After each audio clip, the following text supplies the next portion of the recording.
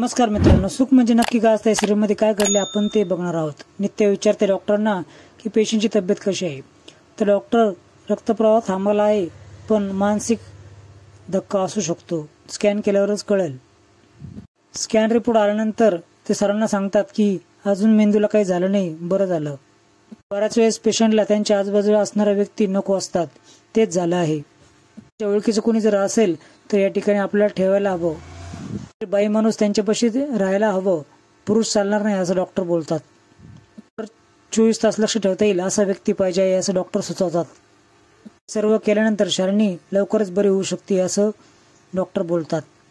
नित्य मी थांबते असं बोलते। आदिराज आयडीला बोलतो तुम्ही समजून सांगा म्हणून। त्यावेळेस विमल बोलते की अशा अवस्थेत तिथं राहणं चांगलं नाही। त्यावेळेस सर्वजण तिला समजून सांगतात नाही, आपल्याला तिच्यावर संशय आहे आणि जो पण डाऊट क्लिअर होत नाही तोपर्यंत कशाला आपण रिस्क घ्यायची असं आदिराज बोलतो। सोडापायी बाळाच्या जीवाला धोका नको व्हायला पाहिजे असं राजमा बोलते।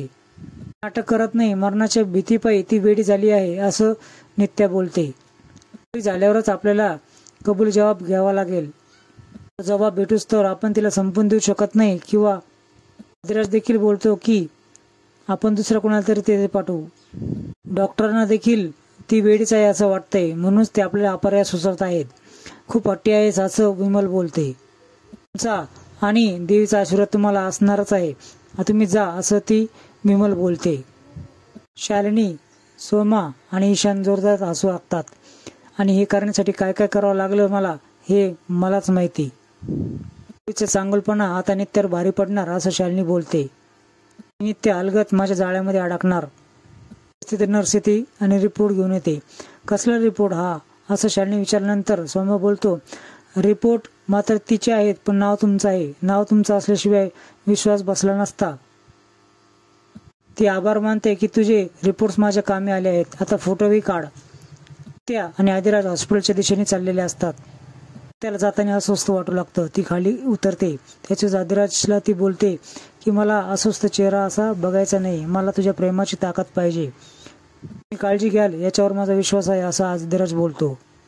त्या शालिनीवर विश्वास माझा नाही, नको काळजी करू असं नित्या बोलते। शालिनी 2 बाहुल्यांशी खेळायचे नाटक करत असते। तिची प्रेम कहाणी मागच्या जन्मामध्ये अधुरी राहिली आहे। प्रेम कहाणी पूर्ण करायचे स्वप्न या जन्मात ते बघत आहेत। मी असताना तुमचे हे स्वप्न या जन्मात देखील कसं पूर्ण होणार असं बोलते। मागच्या जन्मात फसलेली राणी या जन्मात देखील ती फसणार असं ती बाहुलीकडे बघून नित्य असं बोलते। शिकार करायला निघालेली ही राणी आता मी तिची शिकार करणार। बायका खेळत असताना आदिराज आणि नित्या तिथे येतात। नोंदून आलो, तुम्ही इथं बसा असं आदिराज बोलतो। शालिनी चाकू काढते आणि त्या बाहुलीच्या पोटामध्ये खुपसते। यावेळेस तू बेसावध असणार आहे आणि मी सावध असणार आहे असं ती बोलते। त्यात एक वेडीबाई तिच्या पायाखाली गाडी सोडते आणि त्या गाडीवर पाय पडून नित्य खाली पडू लागते। ती पडणारच तेवढ्यात आदिराज तिला पकडतो। अजूनही विचार करा, चला घरी, हट्ट नका करू, बाळाचा तरी विचार करा असं आदिराज सांगतो। बाळापेक्षा एवढं काही मोठं नाही असं म्हणून तो तिला चला घरी असं बोलतो। तू जयदीप म्हणजे आदिराज, नित्याची खांडोळ झाल्यावर तू काय करणार असं ती बावल्यासंग बोलत असते। आदिराज निघायला लागल्यावर नित्य त्याचा हात पकडते। मई दादा, शेखर दादा यांचं वर झालेला अन्याय आपण विसरून जायचं का? घाबरलो, याचा तुला त्रास होणार नसता तर आपण जाऊयात असं बोलते। ती सर्व स्वर्गातून आपल्याकडं असं बघत असल। जयदीप गौरी आमचा बदला घेतील, न्याय द्यायला तुझ्याकडे उत्तर असेल का? शालिनीला मोकळं सोडून हा जन्म वाया घालायचा असेल तर आपण जाऊयात असं म्हटल्यानंतर आदिराज विचार करू लागतो। मोठ्या कोड्यामध्ये टाकला आहे तुम्ही मला असं आदिराज बोलतो आणि या कोड्याचं उत्तर आपल्याला माहित आहे असं नित्य उत्तर देते। मरण माझ्या हातूनच लिहिलं आहे, पण सर्वात पहिले नित्याचं मरण माझ्या हातून होणार असं शालिनी बोलत असते। म्हणजे नित्याला कधी कळणार देखील नाही की गळा कसा कापला म्हणून, असं म्हणून शालिनी हसू लागते। शालिनी खिडकीमधूनच नित्य आदिराजला येताना बघते। ते त्या रूम मध्ये येतात आणि शालिनी पलंगावर बसलेली असते। ते कशाला आला आहात असं नर्स बोलते। यांनी कुणाचं काही वाईट केलं आहे? किती शिकले सवरलेले आहेत, मोठ्या घरातले आहेत आणि त्यांच्यावर देवाने असा कसा अन्याय केला असं ती नर्स बोलते। सारख्या एका जागेवर बसून आहेत त्या, असं ती नर्स बोलते. हा बेड तुमच्यासाठी ठेवला आहे आणि त्यांना गोळ्या आणायच्या आहे, आपण आणूयात का, असं ती नर्स बोलते. पाठमोरा असताना शालिनी चाकू काढते आणि त्याच्या पाठीमागे येऊन उभा राहते. मोठ्याने आवाज आल्यानंतर नित्या पळत रूममध्ये येते.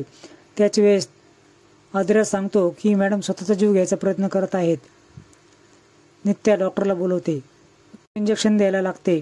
त्याच वेळेस मला इंजेक्शन नको असं ती बोलते. त्यावेळेस नर्स बोलते की साधं इंजेक्शन आहे, घाबरू नका. डॉक्टर बोलतात किती केअरलेस आहात तुम्ही, एवढी टोकदार वस्तू पेशंटच्या हातामध्ये आली कशी काय. डॉक्टरला सॉरी बोलते.